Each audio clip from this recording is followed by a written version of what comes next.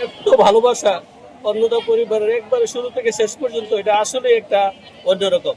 আমি সবসময় ছাত্র বান্ধব অভিভাবক বান্ধব ছিলাম। আমি চেষ্টা করেছি খুব কাছ থেকে ছাত্রদেরকে কিভাবে মূল্যায়ন করা যায় এবং একটা ছাত্রকে গড়ার জন্য যতটুকু প্রয়োজন আমি চেষ্টা করেছি আল্লাহর মধ্যে সেই বাবার দায়িত্ব পালন করে যেন প্রত্যেকে তার অভিষ্ট লক্ষ্যে পৌঁছতে পারে। অন্যদা সরকারি উচ্চ বিদ্যালয় একটা শ্রেষ্ঠ প্রতিষ্ঠান, তার ঐতিহ্য ধরে রাখার জন্য যা যা করণীয় আমি চেষ্টা করেছি, বাকিটুকু দেখার দায়িত্ব সকলের। তো ইনশাল্লাহ আমার পক্ষ থেকে অন্যতম পরিবারের জন্য সবসময় সেই দোয়া থাকবে যেন অতীতের যে ধারাবাহিকতা এটা যেন সবসময় বজায় থাকে। সবচেয়ে গুরুত্ব দেওয়া প্রয়োজন হচ্ছে তাদের স্কুলমুখী হতে হবে, স্কুলের সম্পূর্ণ ক্লাসগুলো করতে হবে।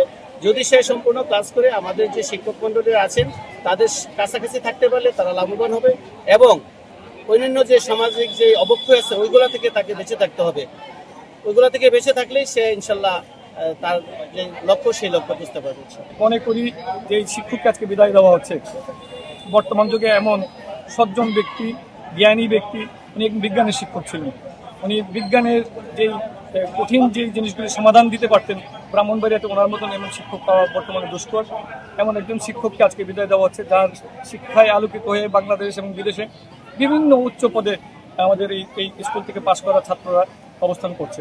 আজকে এই শিক্ষককে হারিয়ে অনেকটা মানে ক্ষতিটা অপূরণীয়। এমন শিক্ষক পাওয়াটা খুবই দুষ্কর বর্তমান যুগে। এবং উনি ওনার ব্যক্তিগত গুণে ছাত্র, শিক্ষক এবং অভিভাবক এই তিনটার যে সমন্বয়, এই তিনটার সমন্বয় অত্যন্ত সুন্দরভাবে উনি এই স্কুলে ওনার দায়িত্ব থেকে ফুটিয়ে তুলতে পেরেছিলেন।